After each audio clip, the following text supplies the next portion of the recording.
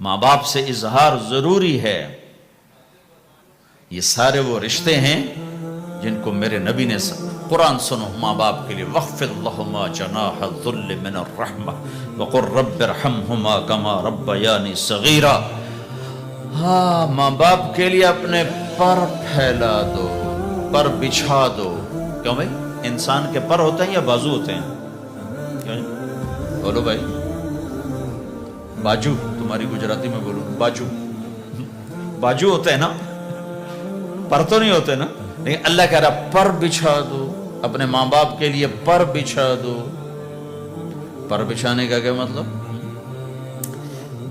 میں بتایا کرتا ہوں کہ اس آیت کو کسی تفسیر سے میں نہیں سمجھا، نہ کوئی تفسیر والا یہ تفسیر کی طرف جائے گا.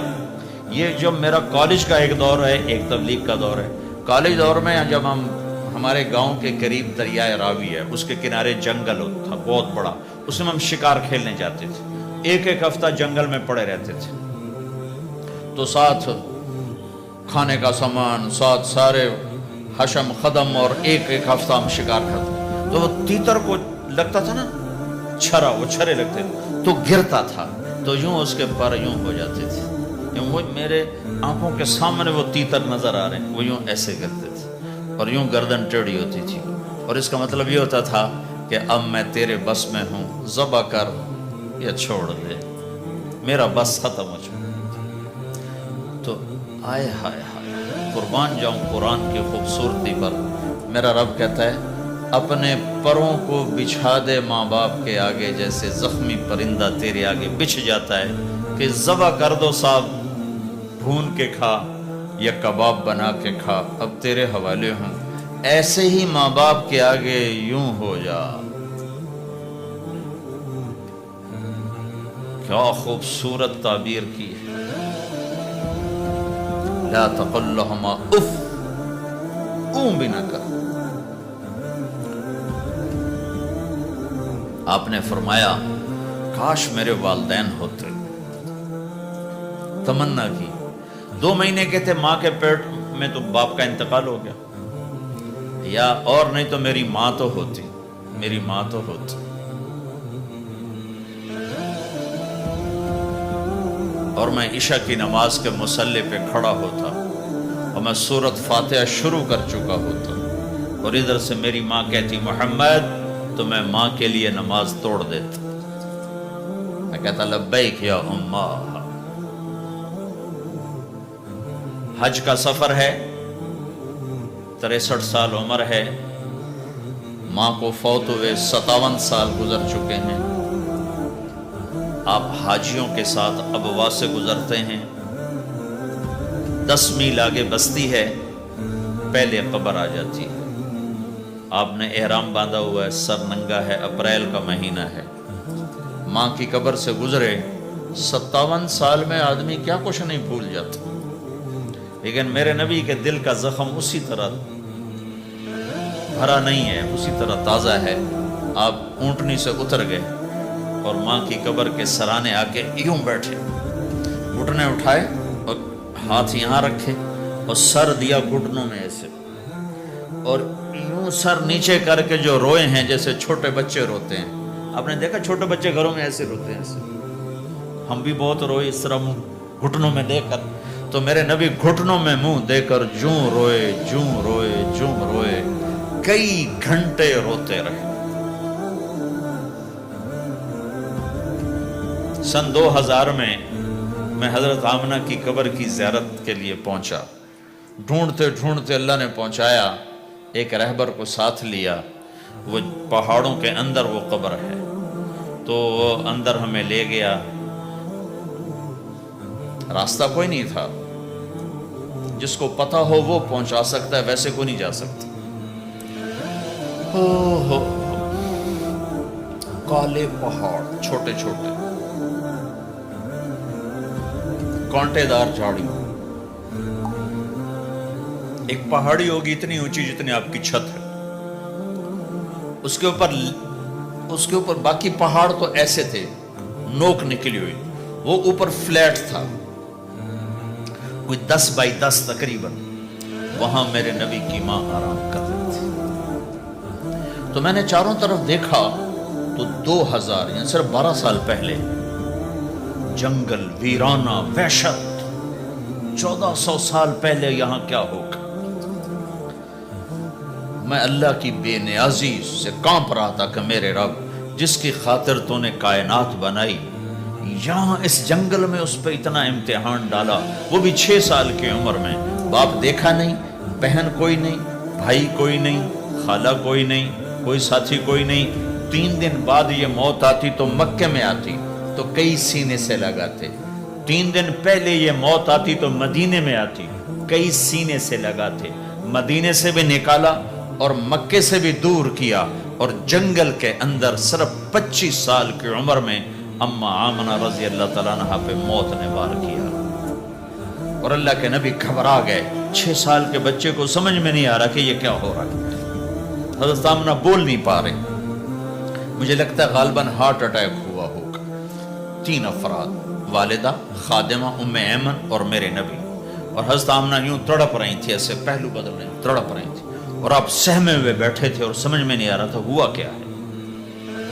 پھر حضرت آمنہ نے آخر میں اپنے آپ کو، ہارٹ اٹیک میں بولا نہیں جاتا، مجھے ہوا تھا تو مجھے پتا ہے بولا نہیں جاتا. آخر بجھتی شمع بھڑکی کا بیٹا، ہر زندہ نے مرنا ہے، ہر جوانی نے ڈھلنا ہے، لگتا ہے میرے جانے کا وقت آ چکا ہے. ولد تو طہرن، تو ایسا پاک ہے کہ تیرے ذریعے سے سارا عالم پاک ہوگا. اور شمع بجھی اور چھوٹا سا معصوم بچہ ماں کے سینے پر سر رکھ کے جو رویا ہے. کاش تم اس جگہ پہ ہوتے، اس خوبصورت ملک میں. تم ابوا کو کیسے جانوں اور میں تمہیں کیسے بتاؤں. میں ہزاروں دفعہ یہ قصہ سنا چکا ہوں. مجھے ہر دفعہ رونا آتا ہے کہ میں وہاں اپنے آپ کو محسوس کرتا ہوں کہ ہائے، یہاں اس جگہ اتنا بڑا امتحان، اور صرف 6 برس کا. کون وہاں قبر بنانے آیا؟ کوئی گزرے ہوں گے، ویسے تو کسی کے بس میں نہیں وہاں قبر بنانا. جب پہاڑ سے نیچے اترے تو ہمارے نبی پھر بھاگے. جب ام ایمن اوپر پہنچی ہیں تو کیا منظر تھا کہ ابوا کے پہاڑ بھی روئے اور زمین آسمان بھی روئے اور ہر پتھر رویا کہ 6 سال کا معصوم بچہ 2 جہان کا سردار ہے، جنت کا چابی بردار ہے. اللہ کا جھنڈا ان کے ہاتھ میں ہوگا. شفاعت ان کی کہ طفیل حساب ہوگا. ان کی شفاعت کے ساتھ پل پار ہوگا. ان کے صدقے جنت کا دروازہ کھلے گا. ان کے صدقے جنت میں داخلہ ہوگا. ان کے صدقے گناہوں کی معافی ہوگی. اور اتنی بڑی ہستی والضحی واللیل اذا سجا کا ٹائٹل لینے والا، وما ارسلناک الا کافۃ للناس بشیرا ونذیرا کا ٹائٹل لینے والا 6 سال کا بچہ. مجھے دیکھو، ماں کی قبر کو سینے سے لگایا ہوا تھا اور اس کے اوپر لیٹے ہوئے تھے.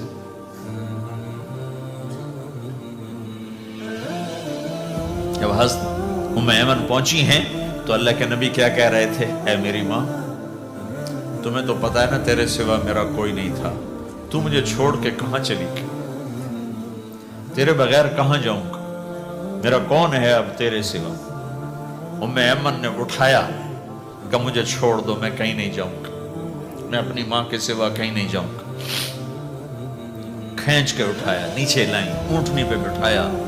3 راتیں مسلسل روتے روتے یہ سفر ہو.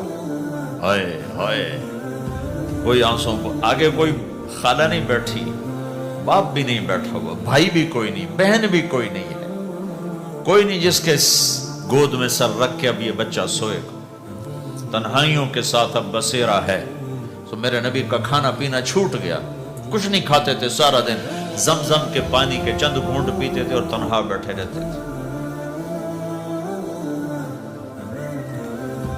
تو اس پر آپ نے یہ کہا، کاش میری ماں ہوتی تو میں ایسی خدمت کرتا کہ اس کے پیچھے نماز بھی توڑ دیتا. ماں باپ کا ایک مقام ہے جو دین بتاتا ہے. صرف پیسہ ہی بنانا سب کچھ نہیں ہے، اور بھی دکھ ہیں زمانے میں محبت کے سوا، راحتیں اور بھی ہیں وصل کی راحت کے سوا۔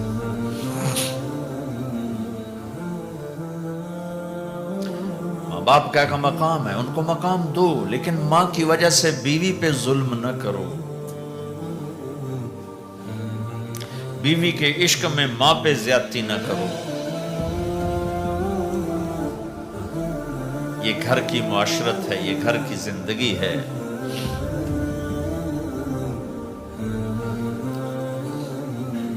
حضرت نعمان بن حارثہ بن نعمان، دو صحابہ کے بارے میں آتا ہے کہ جیسی انہوں نے ماں کی خدمت کی اور کسی نے نہیں کی، ایک حضرت عثمان، ایک حارثہ بن نعمان۔ حارثہ بن نعمان کے بارے میں تو آپ نے کہا میں جنت میں گیا تو میں نے قرآن کی تلاوت سنی، تو میں نے کہا یہ کون تلاوت کر رہا ہے؟ کہا جی حارثہ۔ کہا حارثہ تو مدینے بیٹھا ہے، یہاں تلاوت کیسے؟ تمہیں سنانے کے لیے کتنا بڑا سپیکر لگا ہوا ہے، تو ساتویں آسمان پر جنت ہے۔ تو کہا فرشتوں نے کہ جی ماں کی ایسی خدمت کی ہے، جب قرآن پڑھتے ہیں اللہ ساری جنت کو سناتا ہے۔